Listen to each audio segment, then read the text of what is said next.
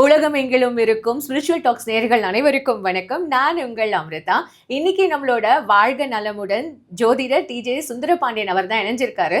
அவர்கிட்ட நிறைய விஷயங்கள் கேட்டு தெரிஞ்சுக்க போறோம். நிகழ்ச்சிக்கு போகலாம். சார் வணக்கம் சார். வணக்கம் மேடம். எப்படி சார் இருக்கீங்க? சூப்பராக மேடம். சார் இன்னைக்கு நம்ம என்ன சார் ஸ்பெஷலான ஒரு டாபிக் எடுக்க போறோம்? அதாவது பார்த்தீங்கன்னா பொதுவாகவே நம்ம மாத பலன் பேசியிருக்கோம், அதே போல் வருட பலன்கள் பேசியிருக்கோம். ஸோ அதே போல் பிறப்பின் ரகசியங்கள்லாம் பேசிட்டோம். அப்போ இந்த 12 ராசி அன்பர்களுக்கும் எப்பொழுது ராஜயோகம் காத்திருக்கு? இந்த 12 ராசி அன்பர்களில் யார் யாரெல்லாம் எந்தெந்த வயதுலேருந்து மிகப்பெரிய முன்னேற்றத்தை சந்திக்க போகிறாங்க, எந்தெந்த வயதுலேருந்து தன்னுடைய வாழ்க்கையில் அங்கீகாரம் பெற போகிறாங்க அப்படிங்கிற பற்றி நம்ம தெளிவாக எடுத்துகிட்டு வந்திருக்கோம். ஸோ வீடியோ முழுமையாக பார்த்தாங்கன்னா அவங்களுக்கு ரொம்ப பயனுள்ளதாக இருக்கும். ஸோ வாங்க வீடியோக்குள்ள போகலாம்.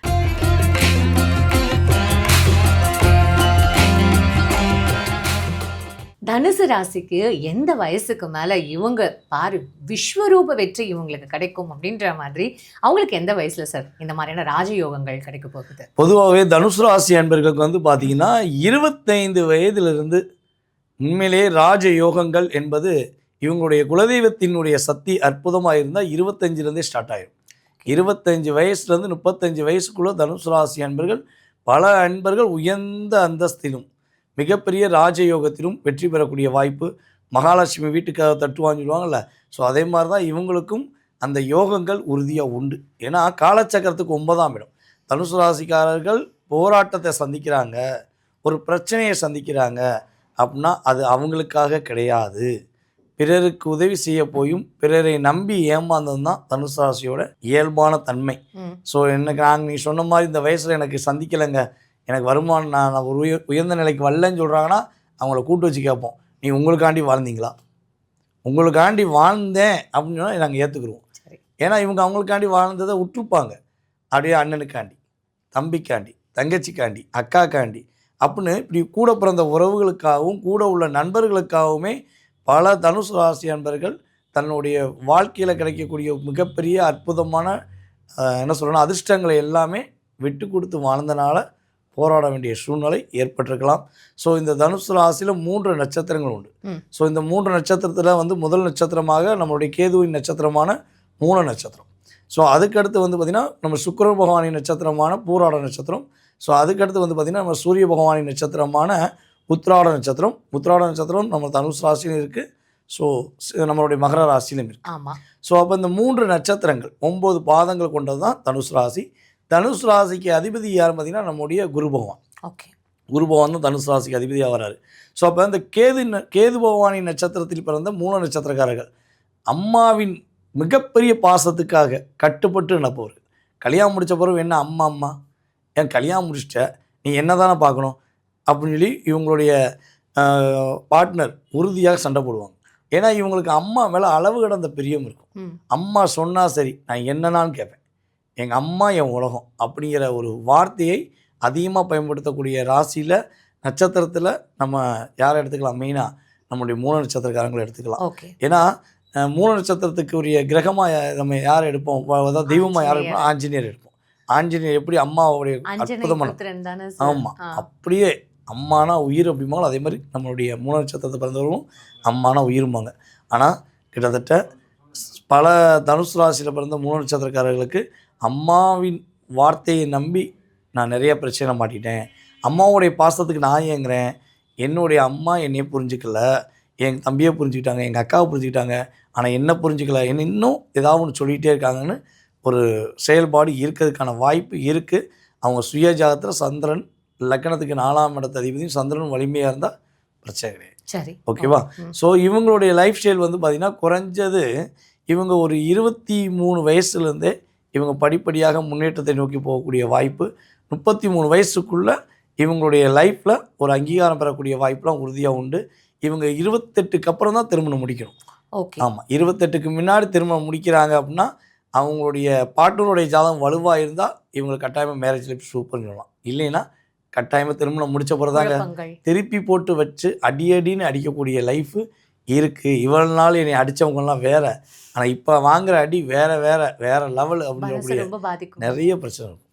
ஏன்னா இவங்க அம்மாவை எப்படி அன்பாக நேசிக்காங்களோ அதே மாதிரி பாட்டுன்னு நேசிப்பாங்க. ஸோ அந்த இடத்துல ஒரு தடுமாற்றம் வரும்போது 2 பக்கம் கிடைக்கலங்கும் போது என்ன பண்ண முடியும்? அந்த நிலைமை நம்மளுடைய மூல நட்சத்திரக்காரர்களுக்கு உண்டு. ஸோ அடுத்த ஸ்டெப்பு அப்படின்னு பார்த்தீங்கன்னா பூராடம். ஓகே. சுக்கிர பகவான் நட்சத்திரம். இந்த பூராடம் அப்படின்னா பக்கத்தில் என்ன பண்ணலாம்? போராட்டம் அப்படின்னு எழுதிடலாம். சுக்கிர நட்சத்திரம் ஏங்க போராட்டம்னு எழுதணும் அப்படின்னு நினைக்கலாம். பூரா நட்சத்திரக்காரர்களை கேட்டு பாருங்கள். திருமண லைஃப்பில் எவ்வளோ பெரிய போராட்டத்தை சந்திக்கிறாங்க, எவ்வளோ பெரிய மன அழுத்தத்தை சந்திக்கிறாங்க அப்படின்னு அவங்கள கேட்டால் தெரியும். அவங்க முன்னாடி ஒரு கண்ணாடி நிப்பாட்டி வச்சு, நீ சந்தோஷமாக இருக்கியா? உன் மனசில் உள்ள வலி என்ன? உன் மனசில் உள்ள வேதனை என்ன? நீ பூராட நட்சத்திரத்தில் பிறந்திருக்கியே, சுக்கிரனுடைய நட்சத்திரத்தில் பிறந்திருக்கியே, எவ்வளோ ஹாப்பியாக இருக்கேன்னு மட்டும் சொல்லுங்கள்.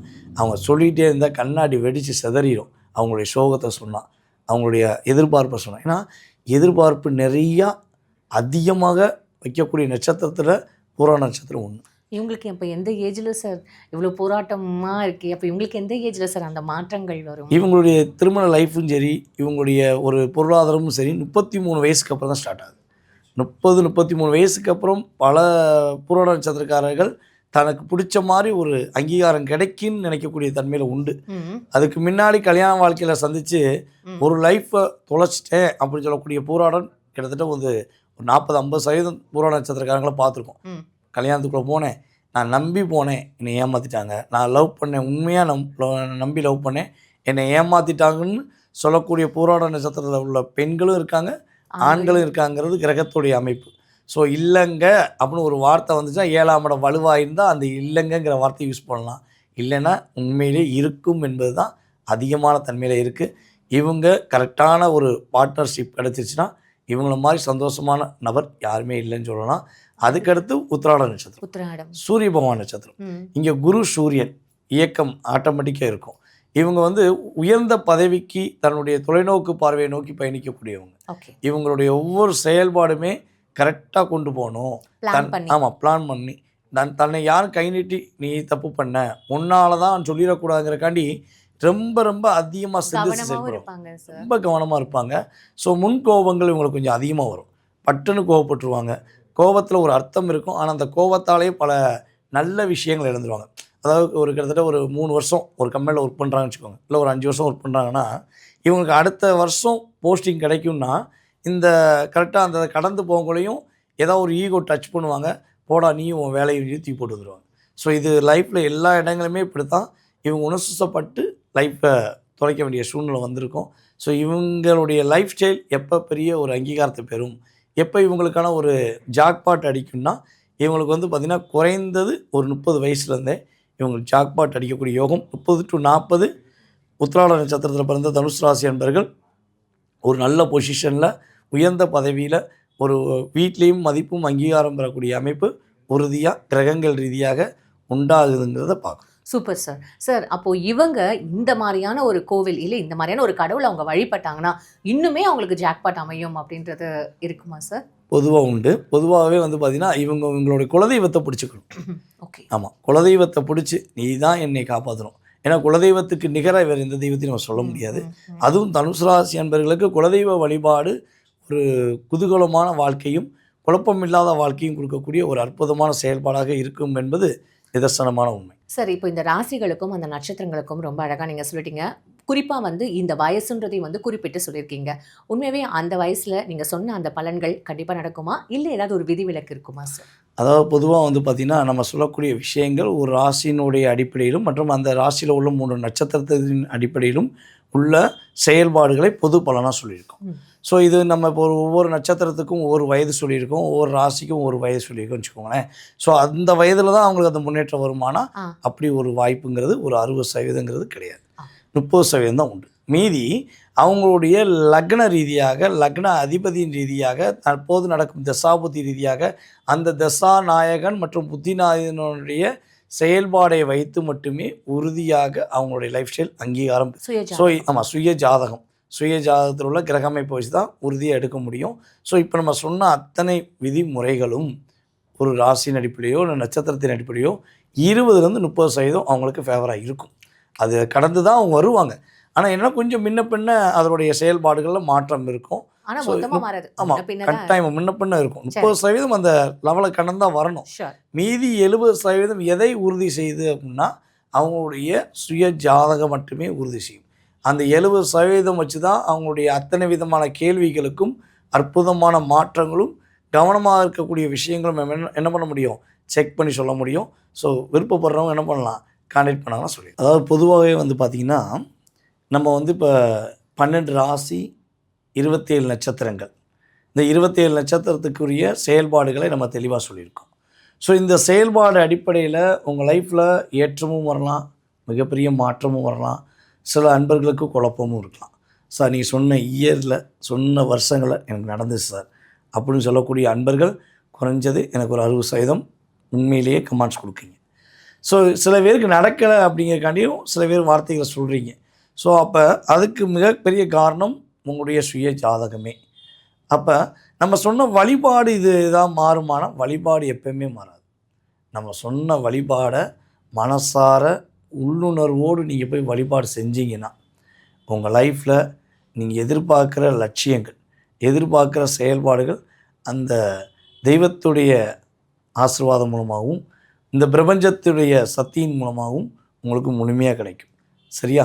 ஸோ நம்மளை ஃபாலோ பண்ணக்கூடியவங்களுக்கு இதை தெளிவாக சொல்லணும் அவசியம் இல்லை. ஏன்னா ரெகுலர் ஃபாலோ நம்மளுடைய ஸ்பிரிச்சுவல் டாக்ஸில் நம்ம ரெகுலராக ஃபாலோ பண்ணக்கூடிய நேயர்களுக்கு முழுமையாக புரியும்.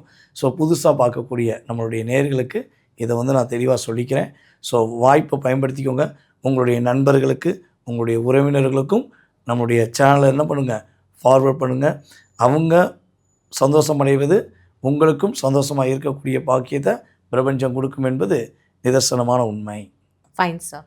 இவ்வளோ நேரம் ரொம்ப அழகாக அந்த 12 ராசிகளுக்கும் இந்த நட்சத்திரங்களுக்கும் நீங்கள் கரெக்டாக அந்த வயசு அது முதற்கொண்டும் வந்து எங்களுக்கு எக்ஸ்பிளைன் பண்ணியிருக்கீங்க. உங்கள் நேரத்துக்கும் உங்களோட இந்த விரிவான விளக்கத்துக்கும் ரொம்ப நன்றி. தொடர்ந்து பேசுவோம் சார். நன்றிம்மா.